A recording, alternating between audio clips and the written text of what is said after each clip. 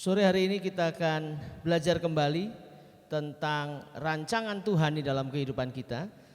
Selama 3 minggu menjelang Natal ini, gereja ini mencoba mengajak kita untuk melihat bagaimana kita belajar memahami rancangan Tuhan di dalam kehidupan kita. Setiap kita punya kehidupan dan setiap kita punya rencana atas kehidupan kita.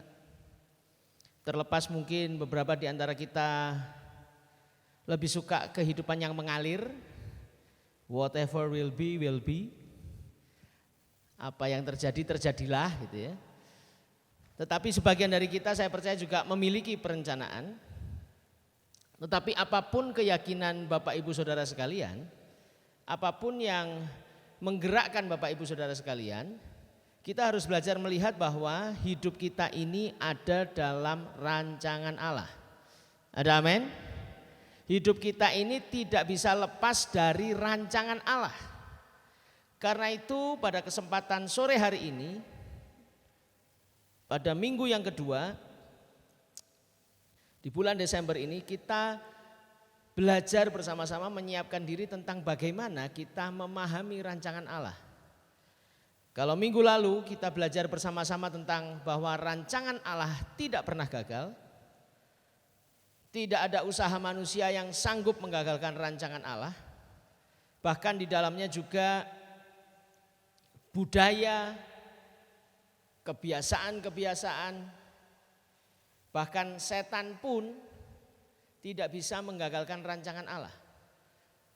Kelemahan manusia yang menjalankan rancangan Allah pun Tuhan atur sedemikian rupa sehingga rancangan Allah tetap terjadi.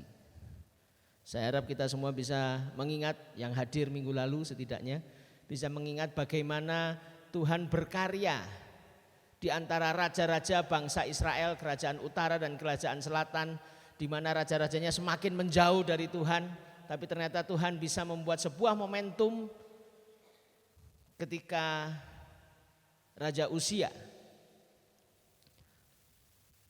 membawa pertobatan kembali ke bangsa Israel.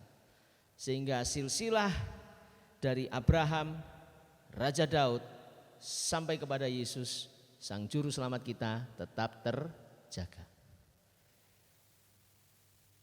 Itu membuktikan bahwa rancangan Allah tidak pernah gagal. Nah sekarang masalahnya adalah kita ini bisa gak memahami rancangan Allah? Nah itu masalahnya. Dan itu yang akan kita pelajari sore dan malam hari ini. Bagaimana kita bisa memahami rancangan Allah. Dan mari kita akan lihat sama-sama melalui kehidupan Yohanes Pembaptis. Seorang nabi yang kehidupannya juga dikutip oleh Tuhan Yesus sendiri. Karena masih saudara sepupu. Kita lihat dalam Matius pasal yang ke-11 ayat yang ke-11. Sebuah pernyataan yang luar biasa yang dinyatakan Yesus kepada murid-muridnya. Dan dicatat dengan baik oleh Matius. Di Matius pasal yang ke-11 ayat 11. Saya akan bacakan dengan terjemahan baru 2. Karena saya rindu mendorong jemaat Tuhan yang ada di tempat ini untuk menabung dan segera beli Alkitab yang baru. Karena terjemahan baru 2 ini lebih menolong kita memahami maksud Tuhan atas kehidupan kita. Saya akan bacakan Matius pasal yang ke-11 ayat yang ke-11. Ini kata Yesus kepada murid-muridnya setelah murid-muridnya Yohanes tanya sama Yesus. Dan kemudian Yesus katakan kepada murid-muridnya, sesungguhnya aku berkata kepadamu, di antara mereka yang dilahirkan oleh perempuan, tidak pernah tampil seorang yang lebih besar daripada Yohanes Pembaptis. Namun yang terkecil dalam kerajaan surga lebih besar daripada dia. Jadi tetap di kerajaan surga ya, tetap namanya manusia gitu ya. Tetapi di antara yang pernah lahir, tidak pernah tampil seorang yang lebih besar daripada Yohanes Pembaptis. Mengapa? Karena singkat ceritanya Yohanes Pembaptis ini memahami rancangan Allah. Dia tahu rencana Tuhan tidak pernah gagal, rancangan Allah tidak pernah gagal, tetapi dia juga paham bagaimana rancangan Allah atas hidupnya. Nah, sebelum lebih jauh kita memahami rancangan Allah, saya akan berikan gambaran kepada Bapak Ibu Saudara sekalian. Bagaimana sih kurang lebihnya rancangan Allah itu? Contohnya bagaimana? Contoh praktisnya saya ambil dari gedung sekolah minggu kita. Bapak Ibu yang dikasih Tuhan, gedung sekolah minggu ini dalam kurang lebih 2 tahun terakhir ini kita amatin karena ada terjadi pergerakan tanah. Kita mikirnya tanahnya naik, tetapi kita juga bingung di sisi lain, di bagian luar, bagian dalam tanahnya naik, bagian luar tanahnya kok turun kelihatannya. Muncullah sebuah pemikiran yang paling konyol pada waktu itu, yaitu jangan-jangan ada tanaman yang mau tumbuh. Namanya juga yang analisis bukan orang bangunan ya. Kenapa? Karena cerita punya cerita, di daerah gedung sekolah minggu itu banyak tanaman-tanaman besar, konon kabarnya. Dan saya sendiri juga tidak tahu persis karena pada proses pembangunan di gedung sekolah minggu baik lantai pertama maupun lantai kedua, saya masih di Surabaya. Saya cuma Sabtu Minggu aja ke sini. Cek kan masuk akal ya, kalau disundul gitu ada tanaman itu. Tapi ini kok rata, ternyata bersyukur Pak Syamsudi sempat konfirmasi dan mengatakan tidak mungkin itu terjadi. Dan akhirnya setelah kita menemukan konsultan dan menerima hasilnya, maka kita tahu ada kesalahan yang harus diperbaiki. Kemudian setelah proses itu terjadi, sekaligus saya umumkan, bersyukur proses tender perbaikan struktur gedung sekolah minggu kita sudah ditentukan, sudah ada pemenangnya dan akan dikerjakan kalau tidak ada aral melintang mulai Januari dengan total biaya sekitar 390-an juta. Dari 460 juta ternyata mereka mampu membuatnya menjadi 390 juta. Januari akan kita mulai. Duit dari mana? Pasti ada. Kita tidak sedang bahas itu. Tetapi maksudnya rencana Allah apa? Akhirnya kita paham. Ada salah seorang pengurus yang mengatakan, jangan-jangan pantesan kita ini belum bisa menyelesaikan gedung sekolah minggu.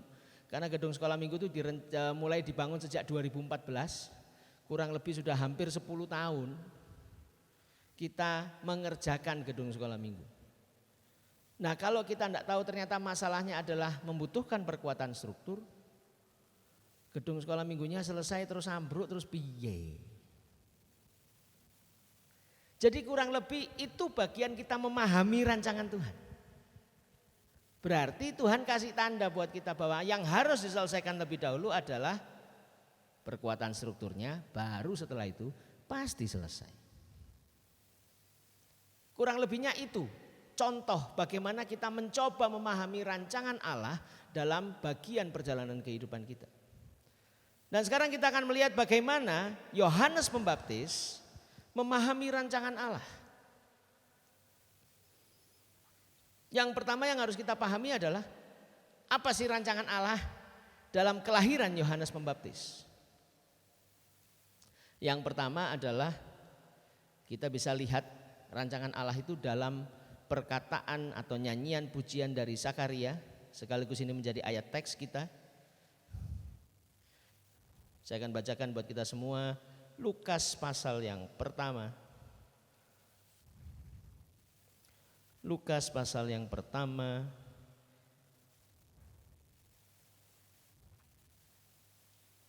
ayat yang ke-68 sampai 79.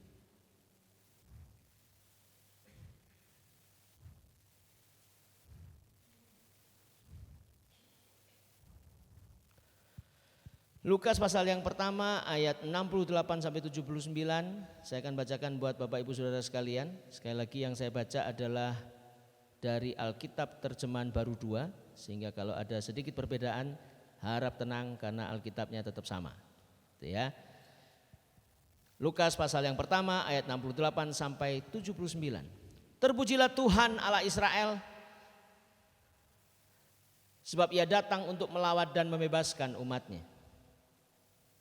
Ia menumbuhkan sebuah tanduk keselamatan bagi kita di dalam keturunan Daud hambanya itu, seperti yang telah difirmankannya sejak purbakala oleh mulut nabi-nabinya yang kudus, untuk menyelamatkan kita dari musuh-musuh kita dan dari tangan semua orang yang membenci kita, untuk menunjukkan rahmatnya kepada nenek moyang kita dan mengingat perjanjiannya yang kudus, yaitu sumpah yang diucapkannya kepada Abraham bapa leluhur kita, bahwa ia mengaruniai kita supaya kita terlepas dari tangan musuh, dapat beribadah kepadanya tanpa takut dalam kekudusan dan kebenaran di hadapannya seumur hidup kita.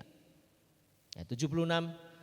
Dan engkau hai anakku yang lahir di masa tuaku, yang menjadi kebanggaan orang tua, setelah sekian lama orang tuamu tidak memiliki anak, sekarang akhirnya bapak dan ibumu memiliki anak sehingga bisa berbangga di antara para saudara-saudaranya.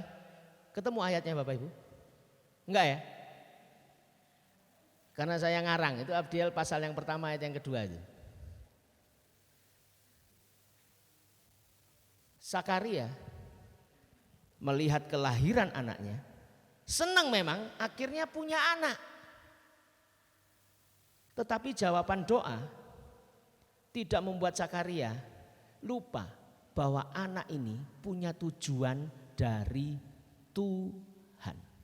Sakaria tidak sedang ngomong kepentingannya. Karena itu Sakaria katakan, dan engkau hai anakku yang disebut Nabi Allah yang maha tinggi, karena engkau akan berjalan mendahului Tuhan untuk mempersiapkan jalan-jalannya, untuk memberikan kepadanya umatnya pengertian, keselamatan berupa pengampunan dosa-dosa mereka oleh rahim dan belas kasihan Allah kita. Surya pagi dari tempat yang tinggi akan melawat kita untuk menyinari mereka yang tinggal dalam kegelapan dan dalam naungan maut, untuk mengarahkan kaki kita ke jalan damai sejahtera. Kalau kita lihat nyanyian pujian Sakaria yang diucapkannya setelah bayinya lahir, sama seperti yang di pagi saya mau ngetes Bapak Ibu. Kenapa kok Sakaria ini baru menyanyikan pujian syukur itu setelah bayinya lahir? Kok enggak nunggu, kok enggak sebelumnya ketika mendapat kabar bahwa oh istrimu akan hamil, dia kan bisa langsung bersuka cita. Ini kenapa kok baru nunggu lahir, baru menyanyikan pujian bagi Tuhan? Hah? Yang lain bingung? Karena piye nyanyine. Jadi Sakaria menyanyikan pujian ini karena begitu dia memberikan nama kepada anaknya Yohanes pada saat yang sama, dia tidak lagi bisu sehingga dia langsung mengucap syukur. Pelajaran dari sini bisa kita lihat bahwa rancangan Allah dalam kelahiran Yohanes Pembaptis itu ternyata dikaitkan oleh Sakaria sebagai bagian dari kemuliaan Tuhan.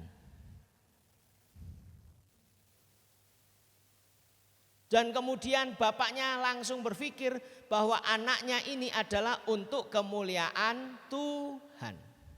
Dan punya tugas mempersiapkan jalan bagi Tuhan.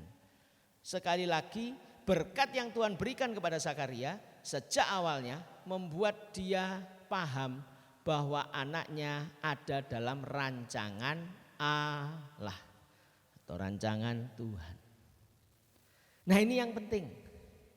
Mengapa? Karena tidak setiap kita ketika melihat berkat Tuhan yang dilihat adalah rancangan Tuhan. Siapa yang di sini ketika doanya dijawab Tuhan seneng? Loh, masih ada yang tidak angkat tangan? Masih ada yang berani tidak angkat tangan? Kita semua senang ya kalau kita doanya dijawab Tuhan ya. Pertanyaan yang kedua yang tidak kalah penting. Kira-kira tahu enggak kenapa kok Tuhan jawab doa kita? Nah ini seringkali yang lupa kita tanyakan. Karena kita terburu-buru, sudah seneng, enak ikut Tuhan ya. Doa dijawab, loh jangan salah. Doa dijawab Tuhan itu, doa bahkan tidak dijawab Tuhan itu tetap punya rencana Tuhan di dalamnya. Amin. Amin. Kita harus belajar seperti itu. Sama seperti Sakaria. Jadi begitu dia dijawab, didatangi malaikat, mari kita lihat sama-sama dalam Lukas pasal yang pertama. Mulai ayat yang ke-8, perhatikan ya, ayat yang ke-8 sampai ayat yang ke-17. Saya akan bacakan buat Bapak Ibu Saudara sekalian. Pada suatu kali, waktu tiba giliran kelompoknya, Sakaria melakukan tugas sebagai imam di hadapan Tuhan. Sebab, sebagaimana lazimnya, ketika diundi untuk menentukan imam yang bertugas, dialah yang ditunjuk untuk masuk ke dalam bait Tuhan dan membakar dupa. Pada waktu pembakaran dupa, seluruh umat berkumpul di luar dan bersembahyang. Lalu tampaklah kepada Sakaria seorang malaikat Tuhan berdiri di sebelah kanan mezbah pembakaran dupa. Melihat hal itu, ia terkejut dan menjadi takut. Namun malaikat itu berkata kepadanya, "Jangan takut hai Sakaria, sebab doamu telah dikabulkan." Ingat ya, sebab doamu telah dikabulkan. Sepertinya Tuhan nuruti maunya manusia. Itu ya, perhatikan, saya akan baca lagi. Janganlah takut hai Sakaria, sebab doamu telah dikabulkan. Elisabet istrimu akan Jangan takut hai Sakaria, sebab doamu telah dikabulkan. Elisabet istrimu akan melahirkan seorang anak laki-laki bagimu, dan engkau harus menamai dia Yohanes. Engkau akan bersukacita dan bergembira, bahkan banyak orang akan bersukacita akan kelahiran itu. Sebab ia akan besar di hadapan Tuhan. Ia tidak akan minum anggur atau minuman keras. Ia akan penuh dengan Roh Kudus sejak dari rahim ibunya, dan akan membuat banyak orang Israel berbalik kepada Tuhan Allah mereka. Ia akan berjalan mendahului Tuhan dalam roh dan kuasa Elia, untuk membuat hati para bapa berbalik kepada anak-anaknya, dan hati orang-orang durhaka kepada pikiran orang-orang benar. Dengan demikian, ia mempersiapkan suatu umat yang siap sedia bagi Tuhan. Ketika mendapat janji yang seperti itu, Sakaria belajar melihat bahwa ini bukan sekedar jawaban doa, tapi dia langsung ingat ayat-ayat yang pernah dia pelajari, karena dia bagian dari imam dan dia sangat menghafal perjanjian lama. Tiba-tiba nyantol di pikirannya. Ini kalau saya gambarkan itu, dia keinget Yesaya 40 ayat yang ketiga. Mari kita lihat sama-sama. Ada apa di sana?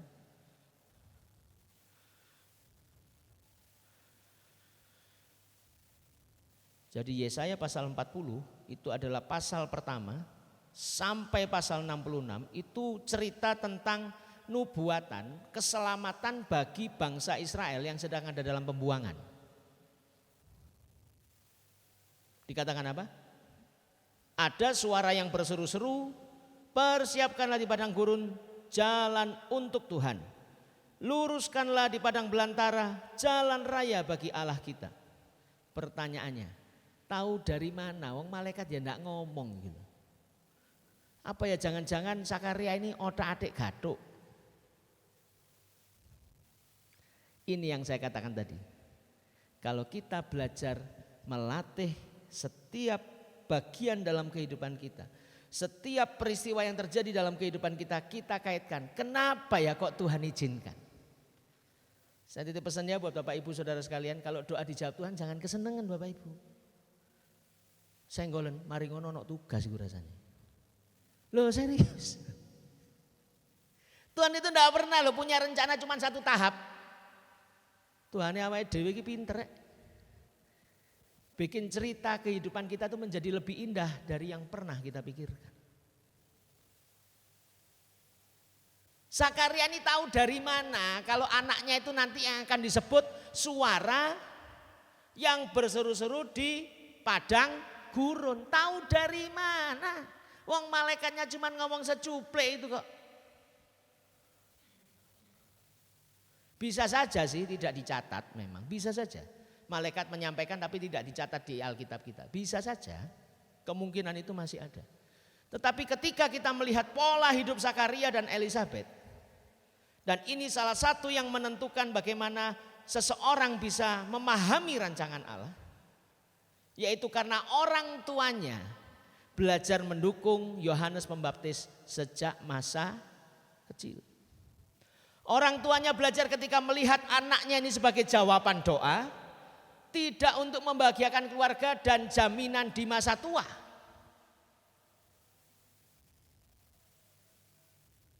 Bayangin loh, mereka ini sudah puluhan tahun tidak punya anak. Bahkan dikatakan apa? Elisabet itu mandul. Dan mandul seperti kita tahu pada zaman perjanjian lama dan perjanjian baru, mandul itu sama dengan AIB. Aib. Dia seperti perempuan yang dikutuk karena tidak bisa punya anak.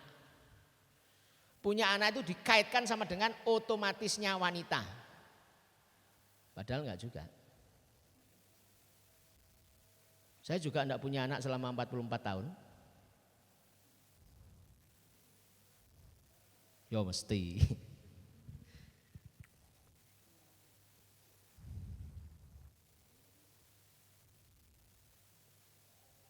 Zakaria dan Elisabet memberikan contoh bahwa ketika ada jawaban doa, yang diingat itu kepentingannya Tuhan. Ini yang membuat akhirnya Yohanes Pembaptis bisa paham akan rancangan Tuhan di dalam hidupnya. Bahkan kalau kita lihat dalam kehidupan Elisabet, mari kita lihat itu dari Zakaria gitu ya. Kalau Elisabet responnya gimana? Mari kita lihat kembali di bagian teks kita dalam Lukas pasal yang pertama. Ayat yang ke-43 sampai 45.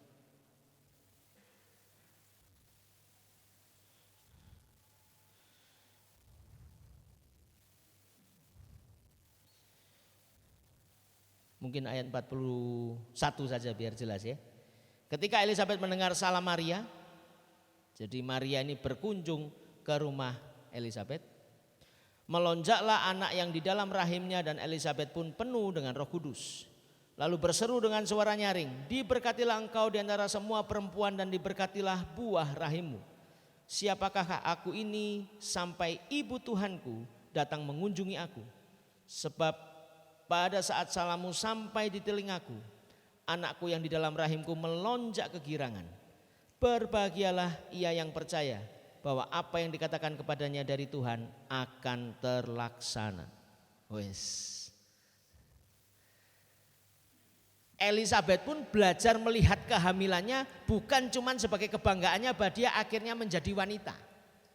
Karena seperti saya katakan tadi itu bagian dari aib, dan kalau aib berarti dia wanita terkutuk. Nah ketika dia bisa punya anak, dia menjadi wanita sempurna. Nah itu tradisi yang lama mengatakan seperti itu. Enggak, yang dia pikir apa? Dia bisa mengatakan apa kepada Maria? Berbahagialah ia yang percaya bahwa apa yang dikatakan kepadanya dari Tuhan akan terlaksana. Dia menyatakan iman percayanya, bahkan sekaligus dia meneguhkan Maria bahwa dia adalah wanita yang terpilih untuk melahirkan juru selamat. Bahkan kemudian apa kalau kita lihat di ayat 60,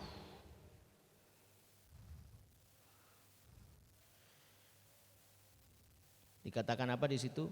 Tetapi ibunya berkata, masih Lukas pasal yang pertama. Tetapi ibunya berkata, maksudnya Elisabet berkata kepada sanak saudaranya, gitu ya, yang ngotot supaya anaknya dinamai jangan nama Yohanes karena tidak ada silsilah nama Yohanes. Tetapi ibunya berkata, jangan, ia harus diberi nama Yohanes. Jadi dengan kata lain, ibunya pun mempersiapkan Yohanes dengan apa yang Tuhan mau di dalam kehidupannya. Sehingga kalau kita lihat di ayat 80 dikatakan apa di sana? Anak itu pun bertambah besar dan makin kuat rohnya. Bahkan yang luar biasa adalah Yohanes Pembaptis tinggal di padang gurun sampai hari ketika ia harus menampakkan diri kepada Israel.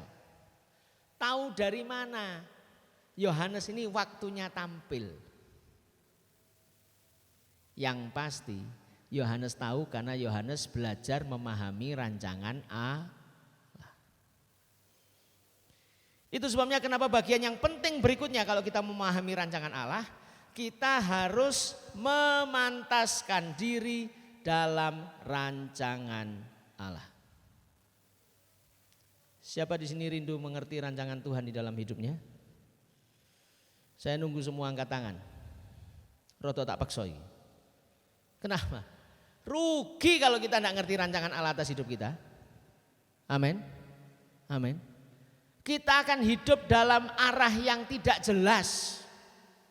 Semalam seperti biasa kalau Mas Novel ini nginep di gereja karena ada keperluan kita untuk persiapan ibadah dan sebagainya. Salah satu sumber hikmatnya dia adalah nonton majelis lucu. Waduh, kalau sudah nonton itu saya ngomong Vel pateno novel enggare mumet. Karena salah satu judulnya, channelnya itu, programnya judulnya Tanpa Arah. Bapak Ibu kalau nonton itu antara lucu sambil bingung kita ini. Iki lucu tapi kok gak masuk akal. Jadi ngomong 3 orang ini ngomong bisa gak nyambung semua. Sampai ya apa sih karepe. Tapi itulah kehidupan yang tanpa arah. Memang judulnya tanpa arah. Jadi kalau kita bingung dan ngamuk-ngamuk ya salahnya kita. Wong sudah judulnya jelas tanpa arah. Tadi yang ngomong sak enak udele ngono wis. Tapi berbeda bagi orang-orang yang mengerti rancangan Allah dalam hidupnya. Yohanes belajar memantaskan diri. Apa sih maksudnya memantaskan diri? Memantaskan diri itu maksudnya begini Bapak Ibu. Kita ambil contoh kelahiran Yesus. Jadi ketika Yesus lahir menjadi manusia, itu sebenarnya adalah grade-nya Allah turun. Grade-nya ini maksudnya bukan nilainya, tetapi derajatnya. Derajatnya Allah diturunkan untuk menaikkan derajat kita. Saya ulang ya. Kalau kita contoh maksudnya memantaskan diri, ini adalah kita contoh teladankan dari Tuhan kita Yesus Kristus. Grade Allah ini turun, bukan nilainya tapi derajatnya, supaya kita ini derajatnya naik. Apa maksudnya derajatnya naik? Kita ini akhirnya bisa mengenal Tuhan. Loh siapa kita ini? Apa hebatnya manusia ini loh bisa kenal Tuhan itu apa? Wong sampai dengan hari ini bayangkan Bapak Ibu, kita bayangkan sejenak ya. Saya ini juga heran. Saya ketika proses bukan saja teman-teman saya sudah menikah dan punya anak, adik-adik bina saya ini sudah pada menikah dan punya anak. Satu pertanyaan saya yang bikin saya bingung. Opo kok dokter enggak bisa ngerti kapan lahirnya bayi? Ayo. Kurang pinter apa manusia ini? Dan apakah kelahiran bayi itu baru pertama di dunia? Enggak, sudah ribuan tahun loh. Bahkan kita aja kalau masuk rumah sakit, kita bingung ngelihat, wih, alat-alatnya kok canggih. Alat canggih itu loh, tidak menjadi jaminan sampai dengan hari ini. Bahkan detik ini saya ngomong, saya yakin tidak ada satu dokter pun yang mampu memprediksi HPL. Oh, aku yang ngerti. Yen ngerti Yen HPL? Oh, kok pinter kon. Supaya rapi berarti.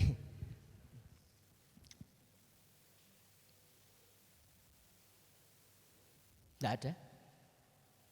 Banyak luputnya. Lah kok iso? Ya karena memang manusia tidak ada yang bisa mengerti pekerjaan Tuhan. Jadi kenapa kok kita perlu memantaskan diri? Karena kita ini tidak ngerti. Apa rancangan Tuhan? Jadi kita harus belajar untuk memantaskan diri.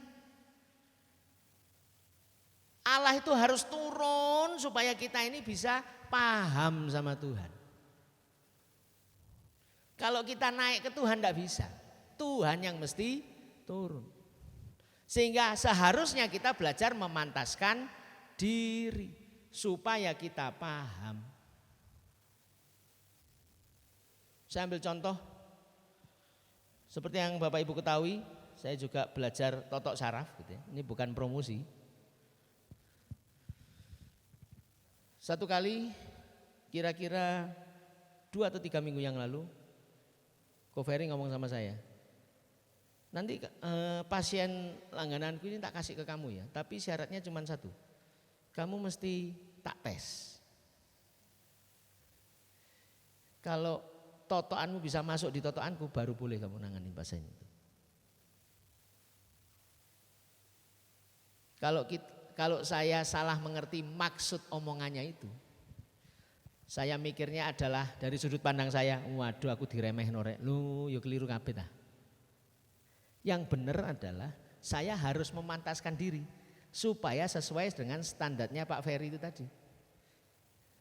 Saya yang harus menambah ilmu saya yang harus bergerak melakukan sesuatu. Karena saya tahu saya mau diajari ilmu yang lebih tinggi lagi. Gambar yang sedang kita lihat ini, semoga bisa paham maksud saya. Seharusnya kita ini seperti kucing ngelihat ke kaca, yang dilihat juga kucing. Masalahnya bisa jadi kita ini singa, tapi waktu berkaca yang kita lihat kucing. Atau sebaliknya, kita ini overconfidence. Kita ini kucing, yang kita lihat di kaca singa. Memantaskan diri adalah kucing itu ya lihat kucing.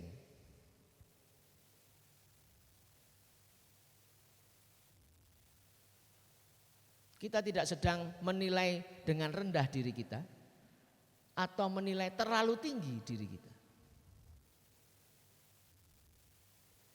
Kurang lebih itu yang dilakukan oleh Yohanes Pembaptis. Sehingga apa? Ketika dia memantaskan diri dalam rancangan Allah, dia tahu kapasitasnya siapa. Mari kita lihat salah satu ayat yang menjadi karakter Yohanes Pembaptis dalam Yohanes pasal yang ketiga.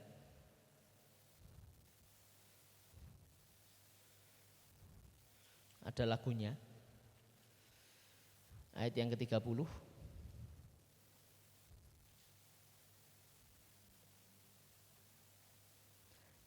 Saya akan bacakan. Ia harus makin besar, tetapi aku harus makin kecil. Kalimat ini keluar menjelang Yohanes masuk di penjara. Tapi jangan salah, Yohanes yang sudah memantaskan diri ini pun masih bingung tentang rancangan Allah. Kenapa? Ketika dia masuk di penjara. Bapak Ibu tahu ya, akhir hidupnya Yohanes Pembaptis bagaimana? Betul. Dipenggal kepalanya gara-gara taruhan. Maksudnya bukan Yohanes Pembaptis yang taruhan, tapi ketika Yohanes Pembaptis di penjara sebagai pertaruhan dan untuk menyenangkan anak istrinya, maka kepala Yohanes Pembaptis dipenggal. Sebelum masa itu, ketika dia ada di penjara, dia mulai ragu-ragu. Dia sempat ragu-ragu. Hampir gagal.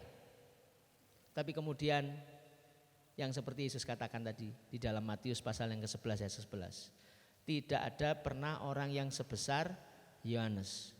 Dan itu sangat menolong Yohanes Pembaptis tahu bahwa dia memang hanya sebagai pembuka jalan. Dia bukan Mesias, tapi dia pembuka jalan.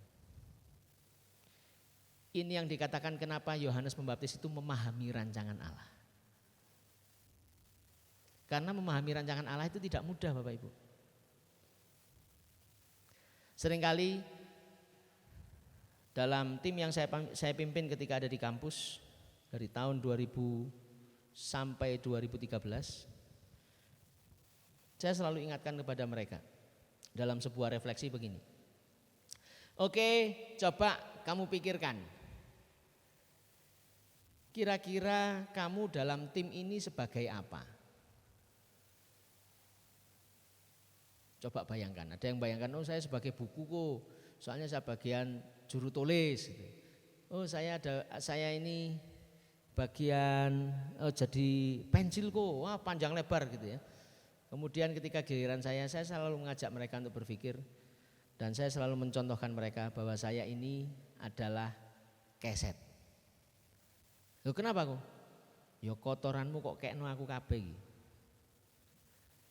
Tapi aku bersedia menerima itu supaya kakimu bersih. Kalau orang tahu rancangan Tuhan dalam hidupnya, enggak bingung, bisa paham, bahkan bisa mengerti apa yang harus dilakukan. Satu kali dalam kesempatan yang berbeda saya ngajak anak-anak yang berbeda pula. Oke, andai kata kamu itu pohon, kamu itu bagian yang mana? Ada yang cerita, saya bunga, saya buah, saya daun, saya rantingnya dan sebagainya. Sampai ke giliran saya ngomong, lah kalau kok apa? Nek aku bagian akar ya. Gak ketok tapi nguripi konek.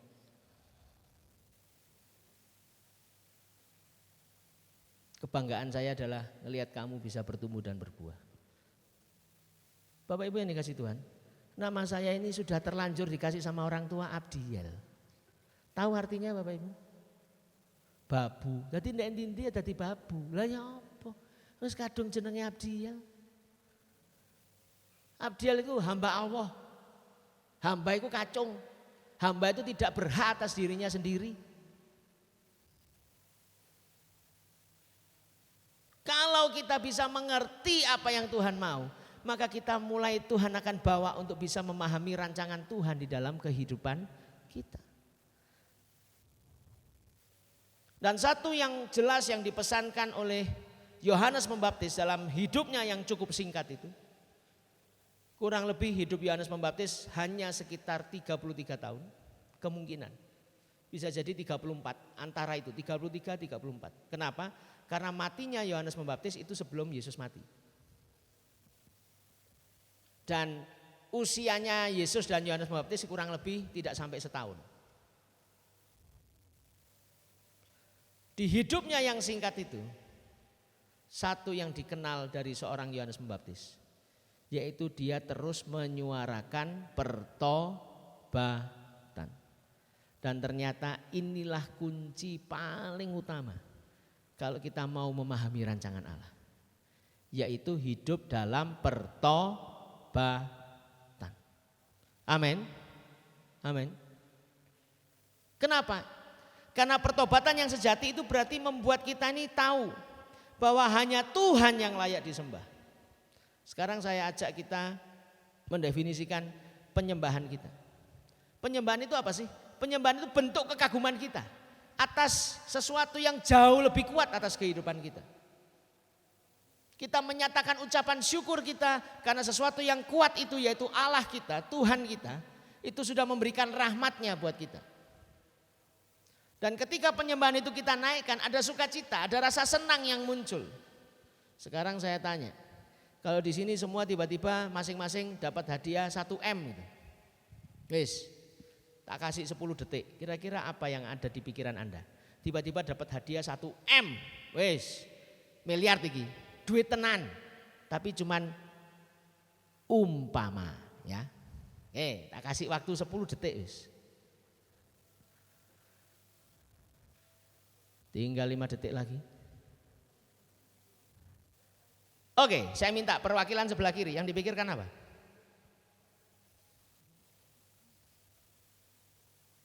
Wih, ini dulu ternyata nih anak Tuhan ya. Waduh, tidak suka uang sudah. Jauh lah. Pokoknya menyenangkan Tuhan saja. Ngono ta? Ayo, dapat duit 1M apa yang dipikir? Ayo. Mas Nanang wis, Mas Nanang. Langsung bojone diceluk kon gak usah kerja maneh kon. Iki aku duwe duit iki. Ayo ewang ngono aku ndek kene kerja gak usah ado-ado. Ya. Kira-kira begitu atau begini? Begitu ya. Oke, yang tengah mikir apa yo? Kalau Mas Yohanes tahu saya pikirannya. Wah, biaya kampanye lunas gitu. Gimana yang kita pikir? Andai kata kita dapat 1 M.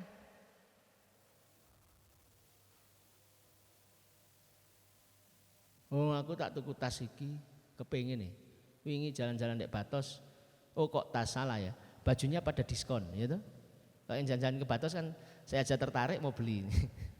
Bukan beli tas tapi pada diskon itu. Loh, enggak ada yang mau ngaku. Halo, andai kata loh, ini pura-pura edok yang ngomong kok ya izin toh ya. Den ini ojo-ojo langsung rabi Den. Saeme.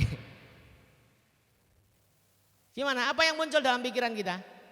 Yang baris tengah ada yang bisa mewakili? Satu aja. Loh, main batin-batinan. Ya wes, ya paham aku. Ngirim sinyalnya langsung ke hati saya ya. Ini luar biasa. Sebelah kanan. Ayo. Apa yuk? Kalau dapat duit 1 M, apa yang kita pikirkan?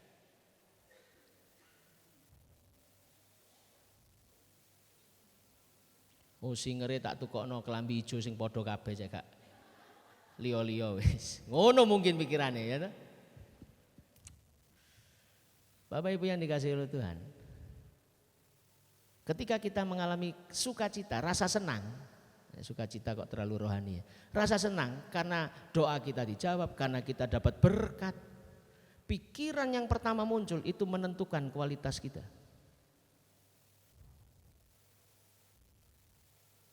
Saya ulang ini. Pikiran yang pertama kali muncul itu menentukan kualitasmu.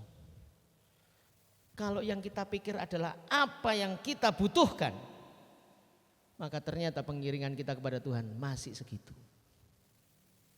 Jangan salah. Saya bukan mengancam, saya bukan nyindir, enggak. Tapi itu kenyataan. Itu sebabnya kenapa Yohanes katakan bertobatlah. Maksudnya apa? Ayo kembali ke Tuhan. Kalau kita ini kembali ke Tuhan, kira-kira yang dipikir semua tentang lu tenan ta, gak kerja. Oh ya kerja, tapi kerja ini bukan sebagai syarat hidup, bukan sebagai pemenuhan hidup, tapi sebagai ucapan syukur kepada Tuhan. Lain. Saya bersyukur Bapak Ibu, dilatih Tuhan dari tahun 2002 pertama kali saya masuk Petra sampai 2016 gaji saya itu tidak pernah naik. Dan saya dinilai gaji saya karena di tempat saya bekerja belajar meniru modelnya PNS. Jadi dari ada jenjang karir dari 2A jadi 2B, 2B, 2C, 2C, 2D, 2D, 3A. 3A, 3B, 3C, 3D, 3D, 4A, 4A, 4B, 4C. Kalau untuk saya sebagai tenaga edukatif, tenaga kependidikan hanya bisa sampai 4C, notok. Tapi kalau dosen bisa jadi 4D karena dia jadi profesor, 4E profesor besar. Finishnya di situ. 4F mungkin sudah kiamat. Umurnya wis tuwek. Iswaya pensiun. Lah saya ini sejak saya masuk sampai 2016 saya ini cuma 3A. 3A itu gaji paling tinggi bagi lulusan SMA. Saya bisa berkata kepada pimpinan saya ketika dia ingin menaikkan gaji saya ngomong, Pak, Bapak mau naikkan gaji saya? Iya dia. Bapak tahu, Bapak mohon izin Pak, persyaratannya untuk naik gaji itu apa Pak? Ada rekomendasinya dari pimpinanmu, salah satunya. Oh, Bapak sudah dapat rekomendasi dari pimpinan saya? Belum. Lah kok Bapak berani menaikkan Pak? Timbang gegeran loh Pak. Gara-gara Bapak membelani saya tok, tapi terus gegeran loh Pak. Itu terjadi di 2014. Seperti saya katakan tadi, gak sido munggah aku dadakno. Bapak Ibu yang dikasih Tuhan, saya ceritakan ya. Kalau doamu dijawab Tuhan, jangan seneng dulu. Tanya, kenapa kok Tuhan jawab? Hati-hati loh, tugasnya tambah abot loh. Senggol kanan kiri. Gelem gak dikasih tugas lebih abot? Loh ini dalam rangka memenuhi rancangan Tuhan. Coba disenggol. Mau ndak dapat tugas Tuhan lebih berat? Loh kok ini gak ada yang gelem kabeh iki. Kok jadi bingung saya ini. Ini dalam rangka memahami rancangan Allah. Bayangkan Yohanes Pembaptis ini harus hidup di hutan loh. Tidak ada yang nyuruh dia hidup di padang gurun. Tidak ada yang nyuruh. Tapi kenapa kok dia mau? Karena dia tahu satu-satunya ayat yang bercerita tentang membuka jalan bagi Tuhan. Itu ciri khasnya orangnya harus ada di padang gurun. Makanya dia mengasingkan diri pergi ke padang gurun. Iku kira-kira nek koncone ngomong koni kurang kerjaan ta. Tapi karena dia tahu rancangan Allah, dia mengambil komitmen untuk mengambil hidup di dalam rancangan Allah. Itu yang membuat dia bisa paham. Makanya dalam perenungannya selama 30 tahunan lebih, sampai waktunya Yohanes tampil di muka umum, Yohanes menyerukan satu kata, bertobatlah. Karena yang kedua, pertobatan sejati itu berarti kita semakin ingin mengenal Tuhan. Satu yang mau saya katakan lagi, kalau pengenalan kita kepada Tuhan sebagai anak Tuhan, cerita hari ini sama dengan kemarin, sama dengan minggu lalu, sama dengan bulan lalu, sama dengan tahun lalu, bahkan sama dengan 10 tahun lalu. Maaf kata, anak Tuhan tidak pernah nostalgia. Suwe-suwe nostalgia Bapak Ibu. Saya ngulun, cerita terbarumu tentang Tuhan apa? Nah, suami istri juga boleh kok, enggak apa-apa. Pokoknya nek suami istri bojomu ceritane ngono tok tentang Tuhan, nah saya ngulun. Kok gak ono cerita sing anyar sih? Tuhan ini enggak punya cerita dalam hidupmu. Bapak Ibu, rahmat Tuhan itu selalu baru. Berarti apa? Selalu ada cerita baru dengan Tuhan. Atau dengan kata lain, berarti kita ini berusaha untuk mengenal Tuhan. Kalau tidak ada cerita terbaru tentang kasih Tuhan dalam hidup kita, saya mau katakan, kita akan sulit memahami rancangan Allah. Kita tidak akan paham. Yakin saya. Karena yang ketiga, pertobatan sejati berarti kita terus mau berurusan dengan karakter kita. Dan bagaimana kita mengasihi sesama. Gereja tidak ada untuk memperkaya dirinya sendiri. Gereja ada untuk menguatkan yang lain. Karena itu kalau kita hidup di dalam pertobatan, kita pasti akan didorong, diingatkan Tuhan, kon jek isinan. Isinan itu ternyata sumbernya bukan karena apa-apa, kon jek minder. Kon lali tak kon iki anak Tuhan. Nah, itu berbicara. Akhirnya jadi komitmen kita. Oke, tahun depan saya harus lebih percaya diri. Kenapa? Bukan karena saya kaya, bukan karena saya punya segala sesuatu, bukan karena saya anak Tuhan. Titik, cukup. Itu alasan yang lebih dari cukup.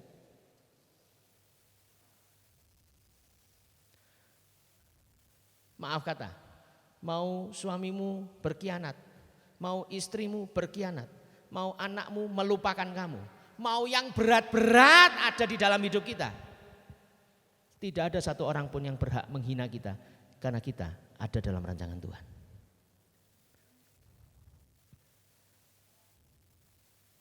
Amin. Level kepercayaan diri orang Kristen ini selevel deworek. Karena kita tahu Tuhan menyertai kita. Bayangkan loh, bayangkan aja sederhana tadi tuh. Yohanes Pembaptis lahir, cita-citanya adalah tinggal di padang belantara. Itu kan gak masuk akal itu. Tapi ketika dia tahu ada rencana Tuhan di dalam hidupnya, dia mau mencoba memahami rancangan Tuhan dan ternyata benar. Bahkan peristiwa fenomenal yang terjadi dalam kehidupan Yohanes Pembaptis, tahu apa? Bukan yang kepalanya dipenggal.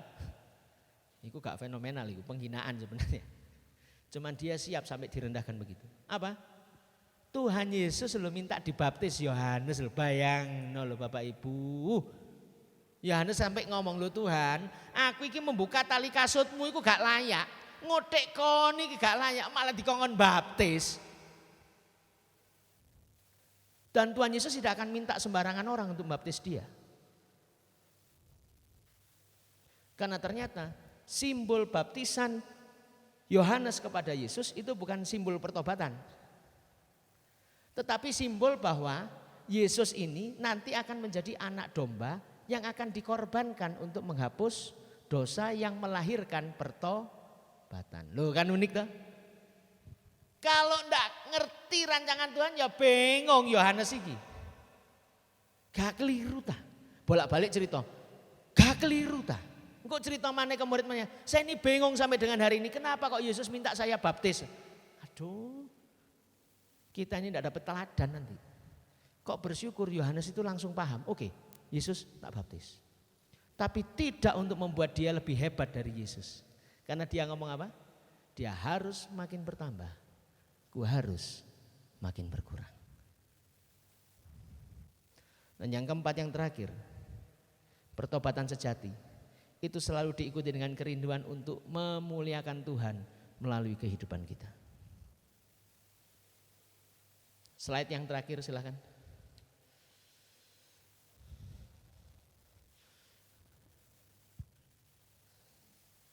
Saya undang pemain musik untuk naik. Mari kita baca sama-sama tulisan yang ada di depan. 1, 2, 3. Mintalah kekuatan agar kita menjaga diri kita agar sanggup untuk terus mengikut Tuhan. Mari ini menjadi doa kita.